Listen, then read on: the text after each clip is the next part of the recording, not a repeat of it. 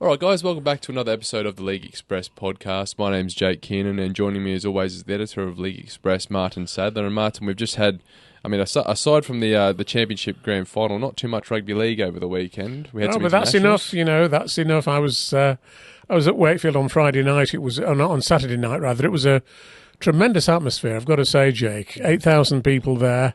I was lucky enough to be invited by my nephew for hospitality at the game, and nice meal, and followed by a tremendous Wakefield performance. And Toulouse, I thought Toulouse would be a lot more competitive than they were, but Wakefield were clearly, in the mood on Saturday night. And of course, the incredible thing was Max Jowitt going past Lewis Jones' record of 496 points in a season, and with his third conversion, making it the 500th point of the season, the first player ever to do it. Wow. Isn't that remarkable? Yeah, and when you look at that record, it's always tough to say, but do you think that'll ever be broken? I'm sure no one thought the original record would have been broken. Well, the original record was set in 1957, so I don't know. I've just been speaking to a subscriber, actually, who called this morning to buy the yearbook that we produce, and he was saying he was watching Leeds in 1957 and remembers Lewis Jones making that original record. So you never know. Somebody might be around now who will see somebody one day surpass it. But let's face it, it was 67 years since Lewis Jones made that record. So will we have to wait another 67 years, Jake? You might still be around, but I don't think I will. We'll see about that, mate. We'll see. Yeah. Now, obviously, mate, they won quite convincingly. I think the score was 36-0. Yeah. Looking at that Wakefield squad, obviously, we suspect they'll be going straight back into Super League with the IMG grading system. But do you think that they'll try and keep much of that squad together going into next year? I would imagine so. I mean, they've got some new guys coming in. Obviously, Mike McMeekin, Jake Truman, and several others are lined up to come in to join the squad. And the interesting thing about the game on Saturday was that quite a few of the guys who scored for Wakefield are players who are actually leaving the club. Jermaine McGilvray, the great Jermaine McGilvray, scored 2 tries and looked, I don't want to advise Jermaine because he's made a decision to retire, but my goodness, he looks as though he could play on for quite a long time yet. He's still fast, he's still strong, he's still got everything that a winger would need. And I think he's probably retiring too early for my liking, but, that's his decision. He was being photographed after the game with his 3 sons, who are all very good football players, and I think they... they're all, some of them are contracted to Manchester City and are tipped to have great futures there. So, maybe he's going to now act as their chaperone. Yeah. Who knows? No doubt. Who knows? He'd be very wise if he did, I think. But, great to see him doing so well. Daryl Alfords, he's also leaving, the other winger. He scored 2 tries as well. I think, I'm not quite sure where Daryl's going to, just from memory, but and then Matty Ashurst, he's also leaving. He scored a try as well, the captain. So, it was a great night for Wakefield, and as I say, Max Jowitt, they scored 3 tries quite early on in the game, and Jowitt converted all of them and got the record. I'm surprised in a way that the RFL and the game generally hasn't made more of this, because it really is such a remarkable achievement. And, some people say, well, he's playing now when tries are worth 4 points. They were only worth 3 points when Lewis Jones created the record. But you can only, play with the rules as they are at the time you're playing. And, the tries are now worth 4 points, and that's got him to 500. And it's something I think should all celebrate. I can't see it, as you say, being beaten for an awful long time. And I'm sure the club will make a big deal of it, and his name's going to be etched in history now at that club for centuries to come, you would imagine. But yeah, also great to see Jermaine McGilvray sort of leaving intact. He's leaving on his terms. He's not leaving with the lingering injuries. No, he's as strong as an ox. And Luke Gale also, he's another one who's career has now formally come to an end. He will join the Trinity coaching staff. I think he's going to coach the academy team, which I'm sure he'll do extremely well. He's a very smart thinker about the game, is Luke, and a very good communicator as well. So I don't think there's much doubt that he will add a lot to Wakefield on the coaching front, and I think the future looks great. I mean, it's amazing, isn't it, how in just a little over a year, Wakefield Trinity have been transformed from also-rans, really, in Super League last year, under the ownership of Matthew Ellis. They're now, potentially big hitters, and Matthew. I mean, I don't think they'll win Super League next year. Of course, it will be a challenge for them under Daryl Powell. But Daryl's coming in, or Daryl has come in. He's got a lot to prove, actually, after that disappointing year and a half at Warrington, which must have shaken his confidence a little, I would have thought. He's coming back, or will come back into Super League now.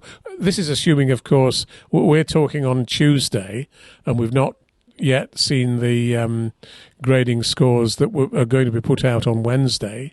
But I think we can say with enormous confidence that Wakefield will be in Super League next year, and Daryl will no doubt feel as though he's got quite a bit to prove, that is going to make a big effort to get into the top half of the table next year.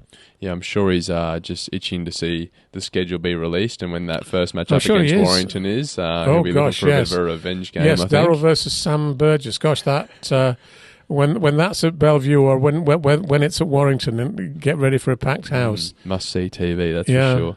Now, mate, we'll move on to some internationals that took place down the Pacific Championship down south. Obviously, we had Australia taking on Tonga. They won that match 18-0, the Aussies did.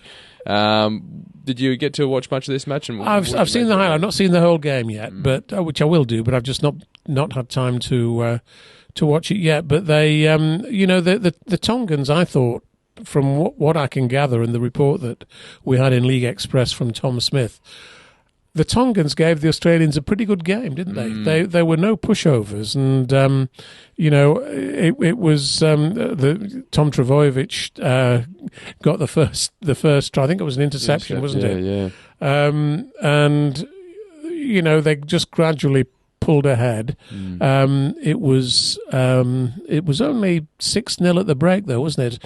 I mean, the Tongans were disappointing when they came to England last year. We thought they'd give us a much tighter series than they did, but they lost 3-0.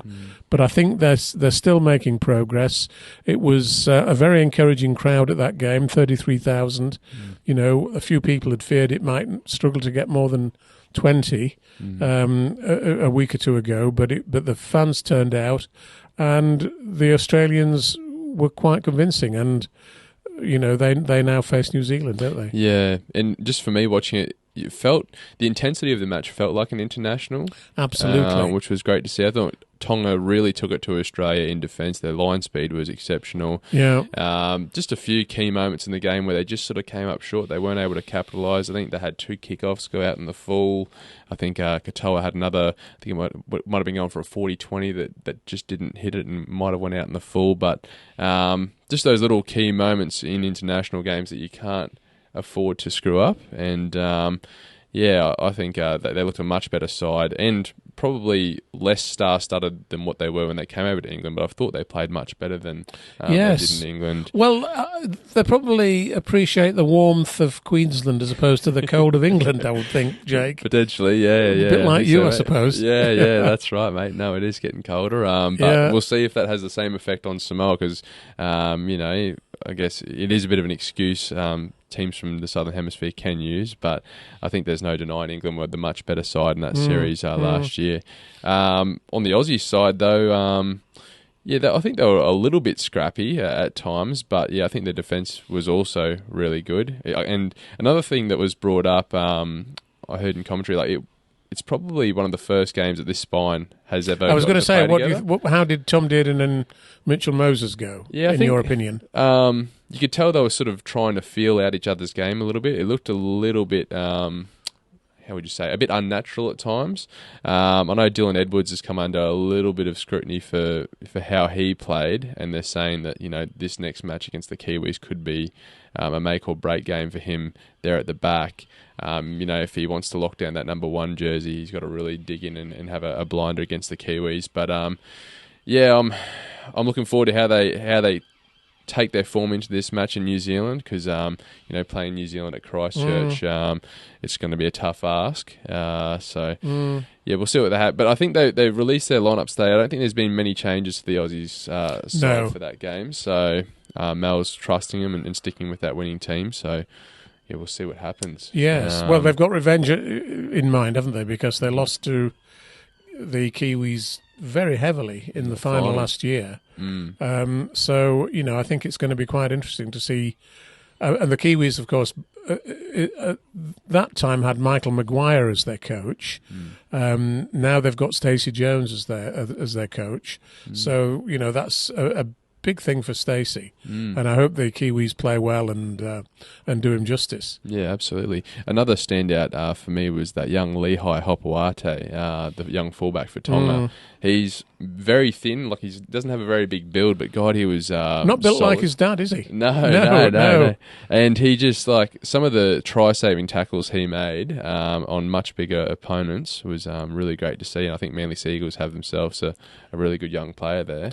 Who will probably make Tom Travojevic into a centre. Yes, because, potentially. Tom played at centre for Australia on Friday, and he plays at fullback for Manly. But young Hopoate, they can't keep him out, can they? No, that's right. And as the seasons go on, he will fill out and get a bit more of an adult build on him, a grown man build. So let's hope that doesn't slow him down or blunt his ability. Touch wood. All right, and the other matchup we had, Papua New Guinea defeating Fiji 22 points to 10. This was quite an exciting match for me as well. And as you said before the podcast, a lot of Super League players featured in this one. They did, particularly for Papua New Guinea. Nenny McDonald at the full-back of Salford. He was the star player, there's no doubt about that. They were captained by Rhys Martyn of Leeds Rhinos, soon to be of Hull FC. They had Roderick Tye of Warrington Wolves. They had Lachlan Lamb of Lee Leopards. Liam Horn was the starting hooker from Castleford Tigers, replacing Edwin Epapi, who pulled out with injury but probably will be back for their next game. And Sylvester Namo of Castleford Tigers was on the bench and played well when he came on, and it was a great win for PNG. It was the first international game in Fiji for more than 20 years, I believe, Jake. And in a way, it's disappointing for the Fijians that they didn't win the game to sort of mark that return to international action in Suva, the capital of Fiji. But it's great to see, international games being taken to the South Pacific nations. I think that's absolutely wonderful. And obviously the Kummels will be absolutely delighted because, of course, the winner of the Pacific Bowl gets promoted into the Pacific Cup next year. Last year, if you remember, the PNG side lost quite badly at home to Fiji in the tournament a year ago. So they certainly got their revenge, didn't they? And as I say, Nenny McDonald played absolutely brilliantly. The bad thing for Salford, though, is that he's now talking about the possibility of going back to the NRL, which would be, you could see why he'd want to do that, and he's certainly good enough. But it would be a blow for Salford if an NRL club came calling, unfortunately. Yeah, definitely. And we were sort of talking before the podcast, I'm surprised by how well he played at fullback. It's another level not his normal position, he's just a very, very good player. That's right. You can't get away from it, can you? And it may not be much of a surprise for the Super League fans because we've seen the form that he's been in this season for Salford. Absolutely. And he's clearly taken that into the internationals as well. Just looking at the Fiji side, I think I was a little bit disappointed with how they performed. They've got a good team on paper. But they didn't perform, did they? No. So I'm sure they'll be itching to bounce back in their next match. They play The Cook Islands, yes, this Saturday, I believe. Yeah. So, a chance for them to, I'm sure they will bounce back from that. Yeah. We also had some women's matches take place. I haven't watched Just a quick them one on the before we leave the Fiji Papua New Guinea game. There's an interesting article in the Australian press today about the viewing figures on television for that game. I mean, the Australian game got tremendous viewing figures, over 1 million for the Australian game, but the Fiji Papua New Guinea game, amazingly enough, got higher figures on free-to-air TV in Australia than the rugby union games between Australia and New Zealand and Australia and South Africa. The Bledisloe Cup game between Australia and New Zealand, which has always been the jewel in the crown of Australian rugby union, failed to get, the last time it was played a few weeks ago, failed to get a TV audience of anything like what the Fiji and PNG teams got playing rugby league. Isn't that amazing? Yeah. Isn't that quite amazing? That people tuned in huge numbers in Australia to watch this game, and the viewing figures in PNG, if you add those to the viewing figures in Australia, the viewing figures in PNG for this game came through at 1.1 million, which is quite interesting because, many people might not have realised there were 1.1 million TV sets in Papua New Guinea. Well, the thing is, you could almost add an extra 1 million or 2 million on top of that because the amount of people in PNG that walk hours and hours to get to the closest TV to sit down and tune into the Commonwealth matches. They go to great lengths to get a seat to view those matches. It reminds me of when I was a very young boy in Wakefield. My grandmother was the first person on her street to get a television.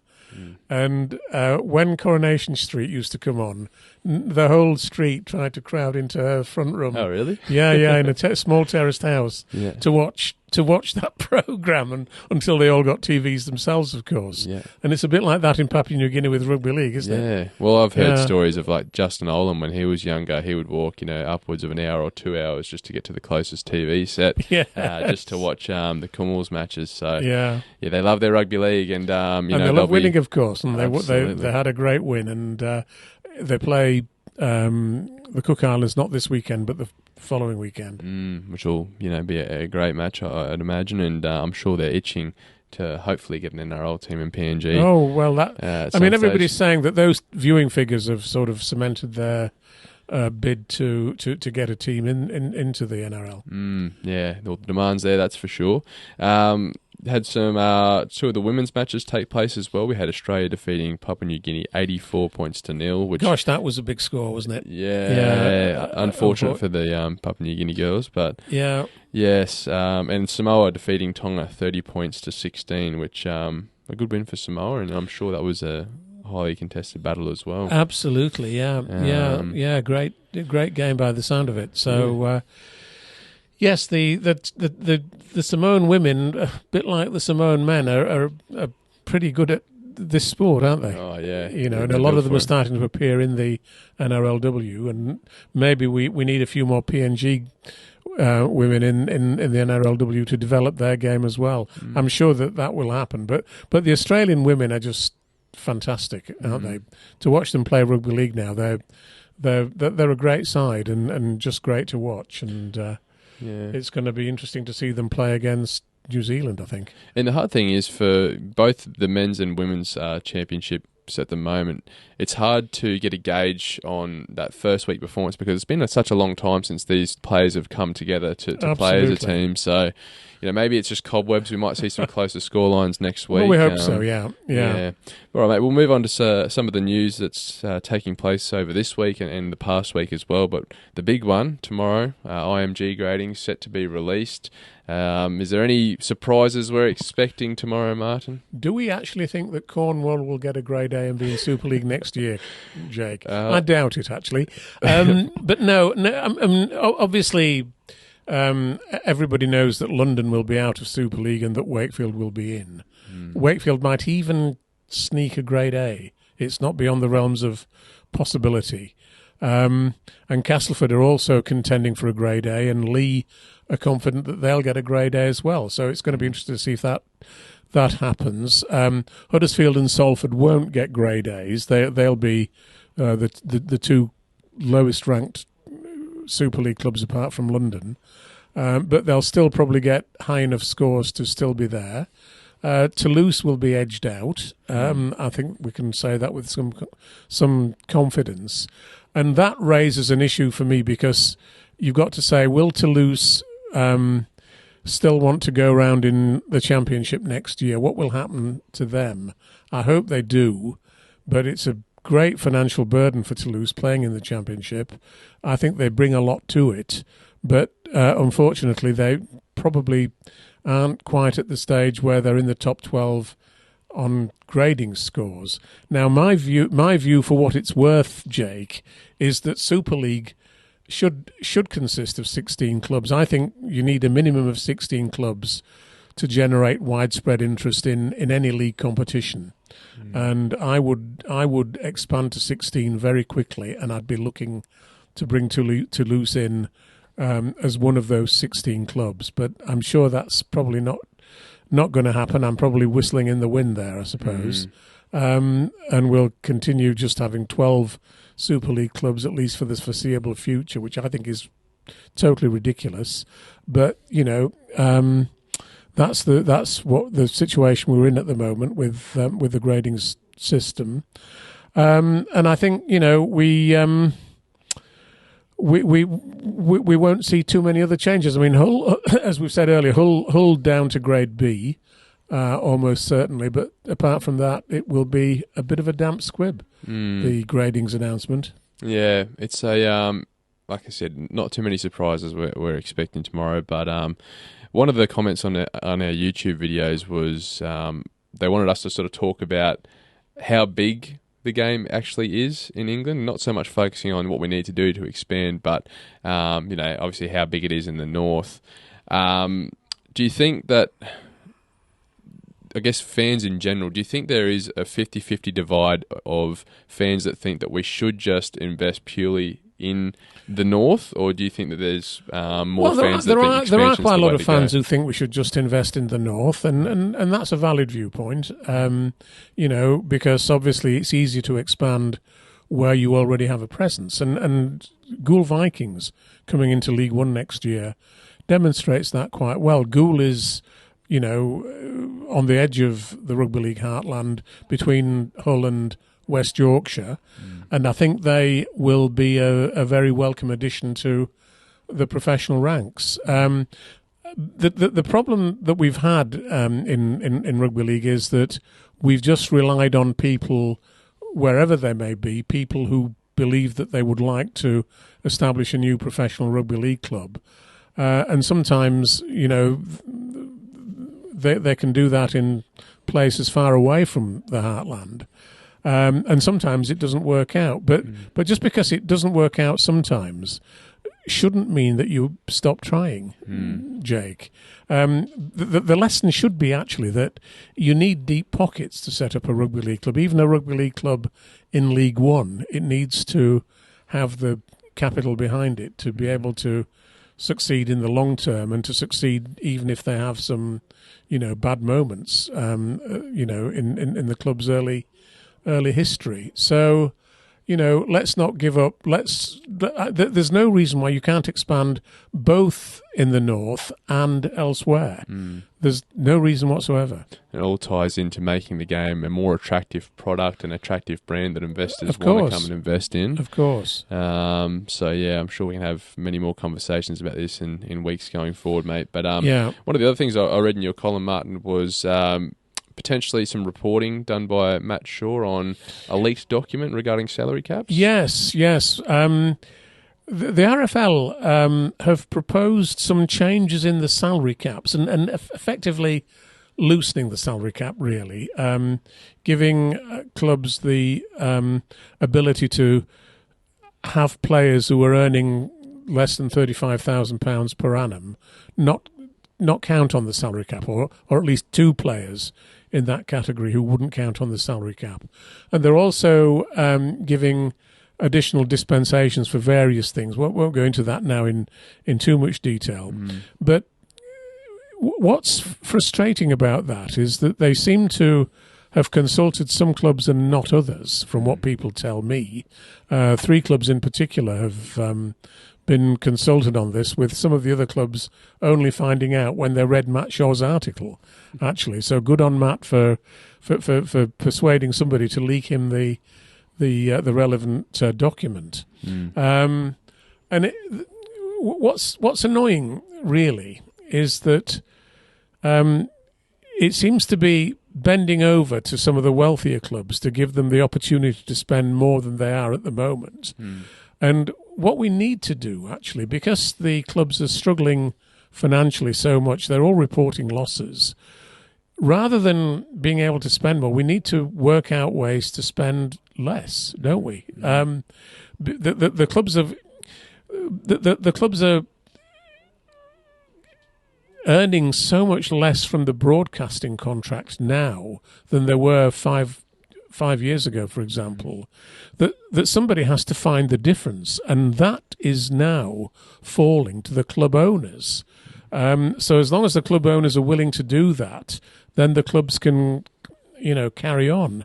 But if any of the club owners decide that they're sick of doing that, and David Hughes has decided that now with London Broncos, then the club is then really challenged to survive and find somebody else who's prepared to plug that gap. And a lot of people are saying to me, we need to find ways to cut the costs of for clubs rather than boosting the costs, And we're in a situation now where, for example, a club like Wigan has a very wealthy owner in Mike Danson. And Mike he's a brilliant businessman, a great guy, very has a very successful company worth millions and millions. Mike could, if he was so inclined, keep buying the best players for Wigan and keep them winning every trophy as they've done this year for goodness knows how long. And of course, there's an interesting difference, isn't there, between the salary cap here and the salary cap in the NRL. The salary cap in the NRL doesn't have the provision for marquee players that we have here. We can have 3 marquee players, and the club can, in theory, spend a limitless amount on those players. And someone like Mike at Wigan or his equivalent elsewhere could, in theory, contract, the 3 best players, Nathan Cleary, 2 others perhaps, from the NRL, and prize them away from the NRL clubs if he was so inclined to do so.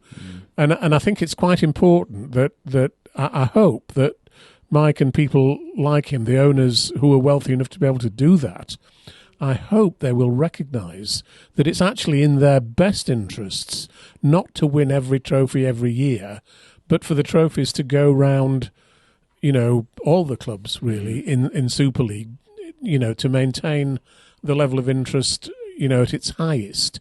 Because every fan of every club wants to think that his or her club is in with a chance of winning at least one trophy when we get to the start of the season. And if they don't think they're in with a chance, then, they'll be tempted not to give their support, and that will eventually have an effect on the competition as a whole.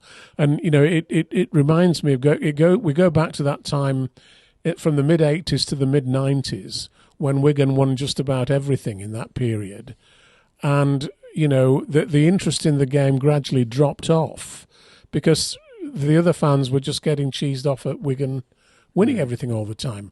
Now, as I say, you can't help but admire Wigan. They're a wonderful club and well run, and they've got a great owner, and everything about them is great. But we need to get other teams to be able to compete with them in some way. Just reading that article, the first thought that sort of popped in my head is, well, the rich get richer, don't they? Well, yes, that's the problem. And it happens in football, of course. But the thing about football is such a big game nationally in this country that, you know, the fans of the lower clubs in the Premiership will still turn out in massive numbers to watch their teams, no matter what happens. I'm always absolutely amazed at how loyal football supporters are. I mean, you know, I've said before, I think the greatest sports fans in this country are Leeds United fans because they sell out every game, doesn't matter what league they're playing in. They could be relegated to, you know, League 2 in football. They'd still sell out 36,000 every week. They've got apparently a waiting list of 26,000 for season tickets.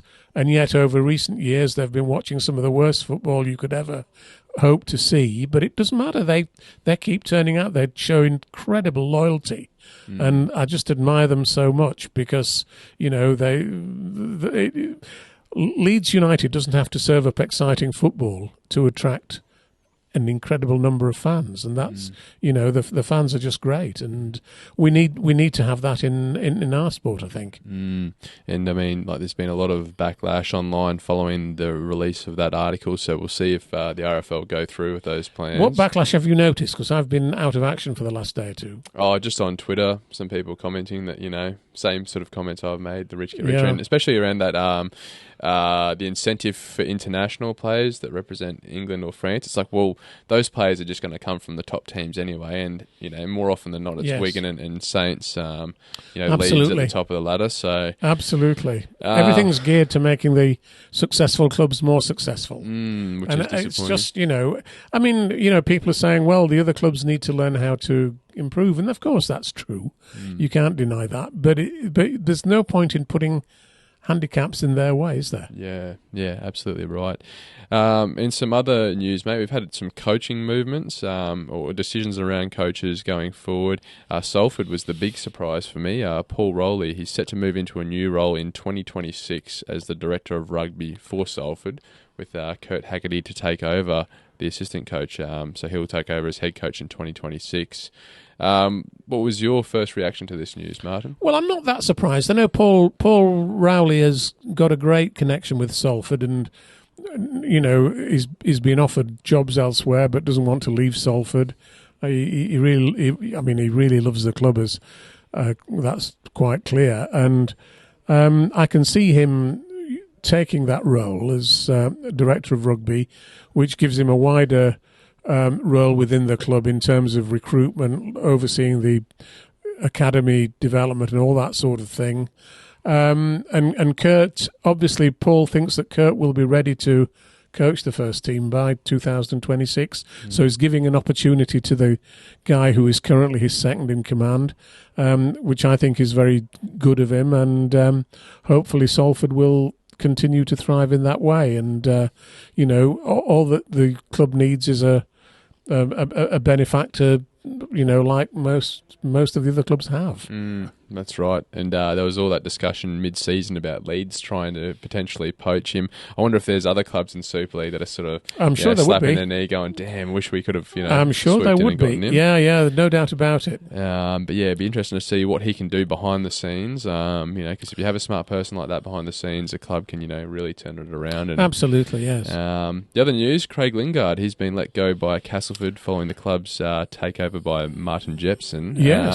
What did you make of this news, mate? Well, surprised. I thought Craig did a very good job last year. I always admire Craig because he speaks so well to the media. He's a very thoughtful guy. I thought he did quite a good job in difficult circumstances at Castleford, I've got to say. But he's been actually quite philosophical about this decision. I think he was quoted somewhere as saying, well, you know, Martyn Jepson has bought the club now and he's perfectly entitled to make whatever decisions he wants to make in terms of coaching appointments and so on. So Craig isn't going to complain about that, and Martyn will appoint who he thinks appropriate.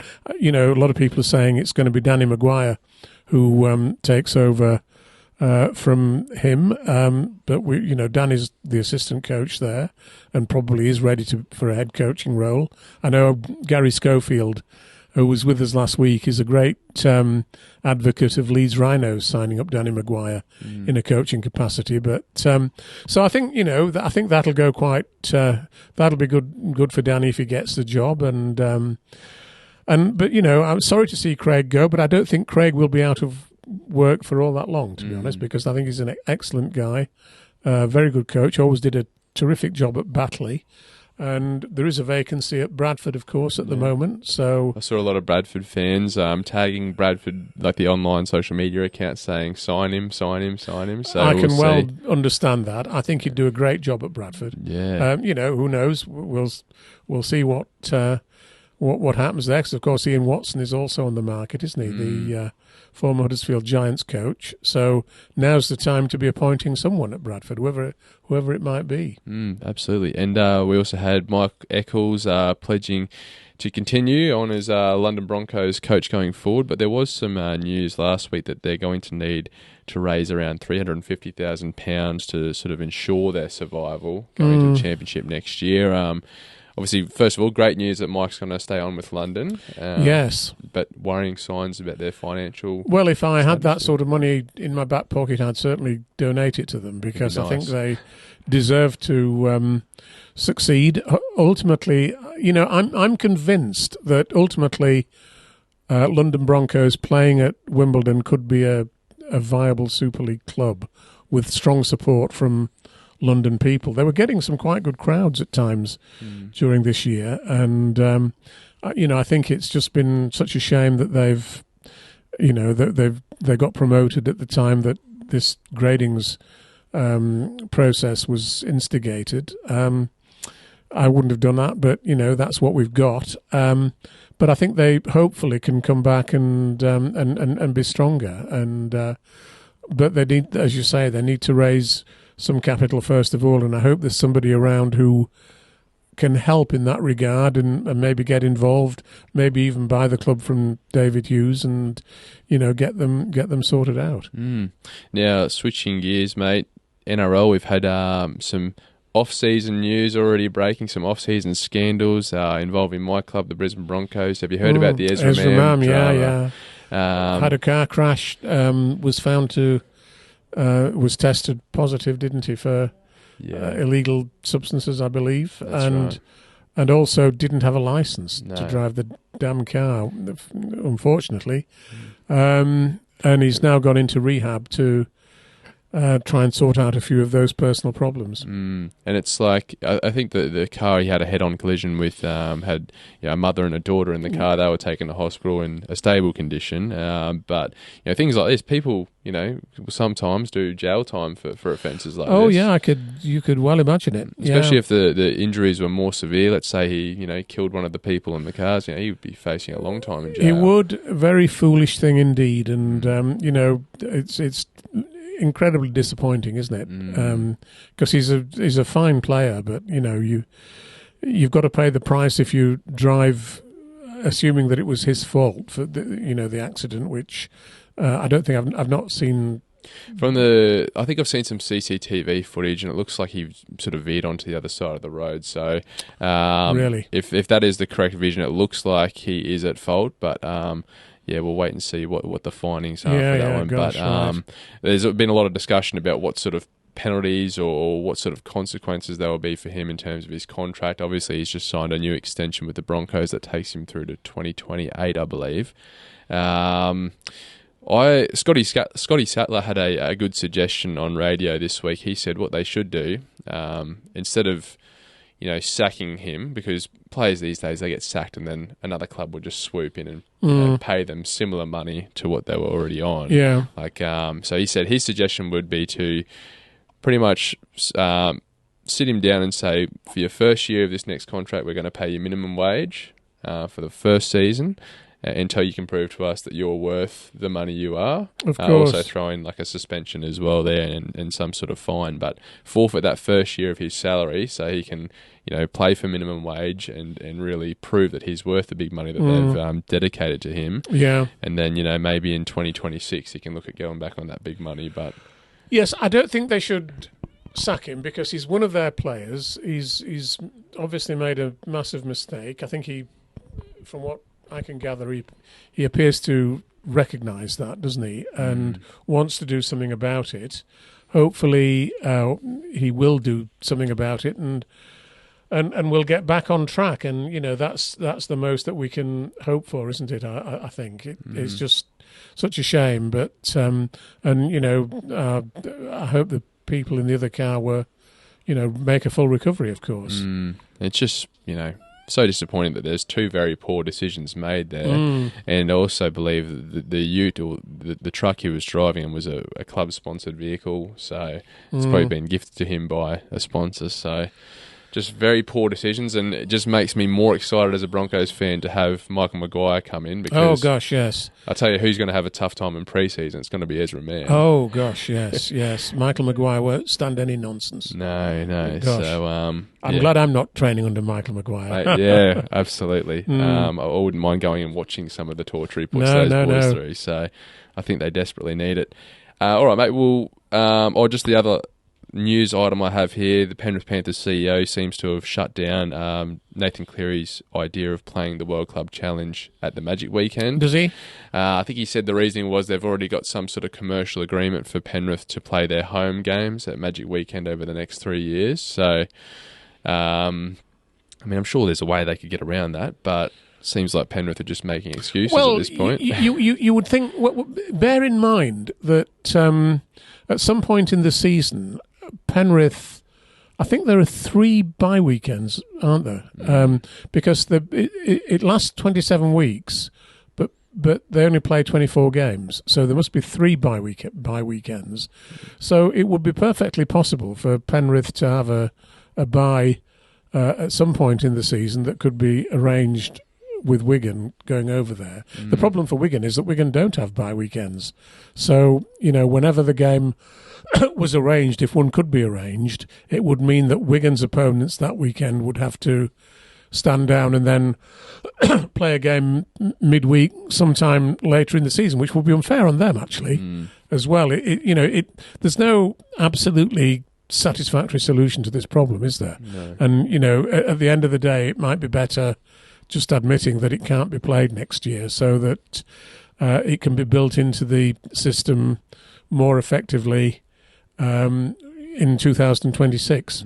You got to commend Wigan's willingness to go ahead and still play this World Club Challenge. It seems like they're open to all possibilities. The other thing I will say, in Penrith's defence, with the mandatory 8-week break that clubs have to have, I think following that grand final, that would take them roughly through to the middle of December, just before Christmas, and I can't imagine Penrith as a club making their players come back for a week's training right before Christmas.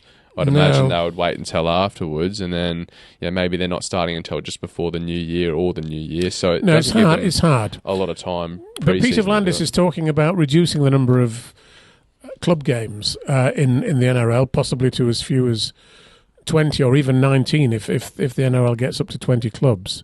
And that would then leave space for international events, wouldn't it? Yeah, and I think that would be fantastic. Yeah, absolutely. But we need to do the same thing. We urgently need to do the same thing. Yeah, because the schedule over here is wild. How many games? It's crazy. It's absolutely crazy.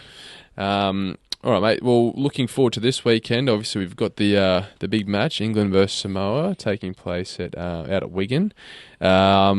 What are your early predictions for this one? We haven't seen the lineups yet. No, we've not seen the lineups, but let's remember the World Cup when England played Samoa at Newcastle. 60 points to 6 because the Samoans hadn't really acclimatised to, the October weather in Britain, and they'd had a far too little time to prepare. So I suspect we might see something a bit like that this weekend. And I think the Samoans will be far stronger for the second game at Headingley. So I think England will win this game. I think we won't win it by 60 points to 6, obviously, but I think we could win it by 10 or 12 points and make the second game a really interesting one as well. Now, obviously, I think that original squad was cut down last week, so the players that have been dropped from the squad were Tyler Dupree, James Harrison, Jez Litton, Elliot Minchella, Robbie Mulhern, and Jake Wardle, who I believe is injured. Yes. Any surprises with those names that have been dropped? Well, I think everybody was a bit surprised that Minchella was dropped, and we spoke to Sean Wayne at the weekend, and he admitted that was a terrifically hard decision to have to make. But he has got a lot of talent, at the back. You've got Morgan Knowles of St Helens. You've got Morgan Smithies coming back from Canberra Raiders. You've got Victor Radley from Sydney Roosters. All potentially in that back row spot that Minchella would normally be going for. So it's one of the strongest parts of Sean Wayne's squad, and I can see it was a tough one. The other thing that's interesting for me is who he plays at halfback, and my tip is that he will go with George Williams and Harry Smith. Despite Mikey Lewis having had such a good season, Mikey might be on the bench. I'm not sure, but I'd think that Sean would go for probably 4 forwards on the bench. But I think Sean probably likes Harry Smith's kicking game, which is a very strong kicking game. Yeah. And I think I suspect, and this will be confirmed or not, as the case may be, but I suspect that Sean's vision is of Harry Smith and George Williams being a great combination at halfback. And I think that is a great combination at halfback. That's the thing with Mikey, is he provides that great versatility. He can play fullback as well. You could chuck him on the wing. You could play him at centre. So I think he would make a great 14 off the bench if they decide to have a utility. Yes. Whereas Williams and Smith don't really have that flexibility, do they? So no. And of course, Hooker's another interesting one, isn't it? Because you've got the Darryl Clark from St Helens, and you've got Danny Walker of Warrington Wolves as backup to him, and I suspect I wouldn't be surprised if Sean starts with Darryl, but brings but puts Danny on the bench. Yeah, true. I would have thought that's another good option, isn't it? Yeah. But yeah, it's a headache. I'm sure all coaches will welcome having selection headaches. It's always nice when you've got a boatload of talent to pick from. Oh gosh, yes. So yeah, I'm sure he's not worried at all. But yeah, it'll be a great matchup. So you're tipping England for that one? I think so. Yes, for reasons I've stated, which I think Samoa might be just a bit undercooked for it, but they'll be a lot stronger by the time the second game comes around. Yeah, and I think at 9 a.m. on Saturday morning, we'll also have Fiji taking on Cook Islands. Obviously 9 a.m. our time in Fiji, as stated earlier, mate. Well, I would think Fiji would win that one because, but I'm never quite sure. I've not seen the Cook Islands squad, actually, so you're never quite sure who is in it. But I know they've got Easton Masters in it from Huddersfield Giants, who's a very good player. Yep. And, they always seem able to put out a very competitive side. But I think Fiji will be a bit angry with themselves for having lost to PNG. So I think they'll come through and play very well against the Cooks. Yep. And early Sunday morning for us, we've got, I think it's a 5 a.m. kickoff our time. So Australia taking on the Kiwis at Christchurch, which I believe is a sellout, yes. I've heard. So, yes. Going to be a great atmosphere, mate. But who do you like in that one? Oh, I think Australia will win. I think it's Stacey Jones's first game. The Kiwis have recalled Sean Johnson, interestingly enough, after he announced his retirement this year. He's coming back for one last big hooray. So that's going to be really fascinating to see how he does. But I think the Aussies might just be, because they've played a game already against Tonga, I think they might just be a bit too strong for the New Zealanders on this occasion. But it's going to be a great game to see, and I'd love to be proved wrong. I always like to see New Zealand do well against Australia, and you never know, do you? But it's going to be a tough one for Stacey's first game in charge. Yeah, that's right. And I believe he's going with Sean Johnson and Charles Nickel-Klukstar in the halves, and Cody Nikorima at 14 on the bench, I believe, is what I read this morning. So a lot of people are expecting it to be Sean Johnson and Nikorima in the halves to start. But yeah, to put Chance in at 5'8" when he hasn't played that. That does seem surprising, but obviously Stacey Jones knows him very well, doesn't he? Because he's involved with the Warriors. So maybe it's a touch of inspiration there. Yeah, no, we'll see. I'm sure it'll be a great matchup, mate.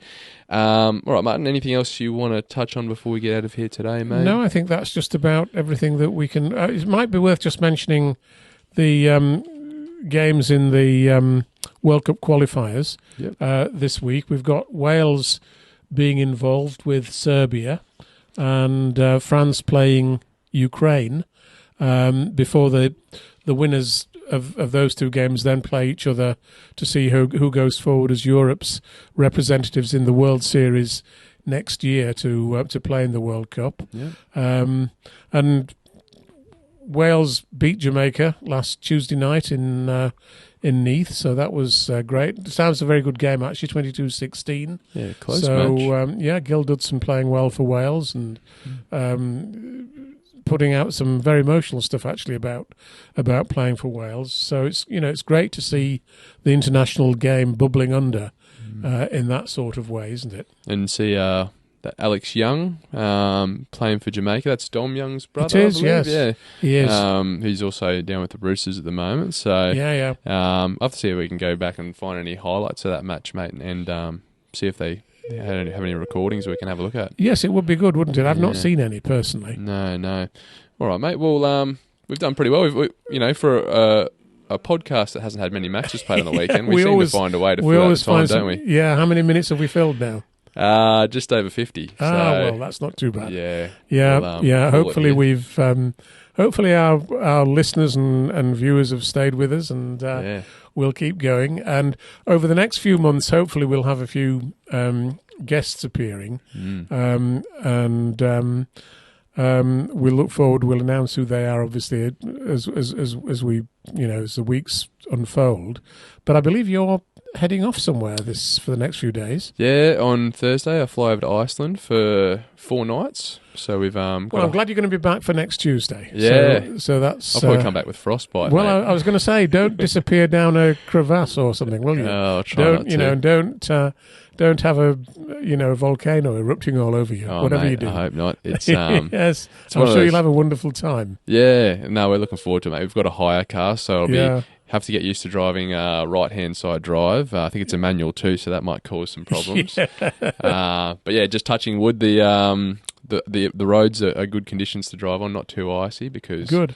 But we're really looking forward to it. It'll be awesome. Fabulous. Yes. Might have some nice pictures to put in the podcast next week, maybe. Absolutely, yes. And see whether you can find anybody in Iceland playing rugby league. Oh, mate, we can have a look. Maybe you ought to start a club over there before you come back. I mean, there might be some nice big people with Viking genetics, maybe. Well, you'd think so, wouldn't you? You'd think they were made for it, really, wouldn't you? Yeah. Icelanders. No, absolutely. All right, mate. We'll wrap it up here and do it again next week, hey? Great stuff. Sounds good. Awesome. It does. Thanks a lot. Thanks, mate. Thanks, Jake.